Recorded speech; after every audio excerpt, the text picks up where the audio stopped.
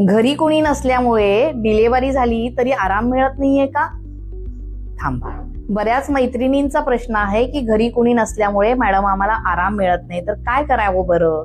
तर मैत्रिणींनो, तुमची डिलिव्हरी झालेली आहे पण घरी कोणी नाहीये तर काळजी करू नका. तुम्ही आई झालात म्हणजे तुम्ही तेवढ्या स्ट्रॉंग आहात, बरोबर आहे की नाही? बाळ झोपलं असेल तेव्हा तुम्ही तुमचा आराम करून घ्या. म्हणजे बाजूला ठेवून कामं बरं का, नाहीतर मग मी कामं करते मग झोपते असं नका करू. बाळ झोपल्यानंतर तुम्ही झोपलात की तुम्हाला छान आराम मिळेल, तुमची बॉडी पूर्ण रिलॅक्स होईल. दुसरी महत्वाची गोष्ट म्हणजे भरपूर पाणी प्या, म्हणजे रिकव्हरी चांगली होईल. तिसरी महत्वाची गोष्ट म्हणजे बाळाला लागणाऱ्या सगळ्या वस्तू अगदी जवळ ठेवा, म्हणजे तुम्हाला सारखं उठावं लागणार नाही.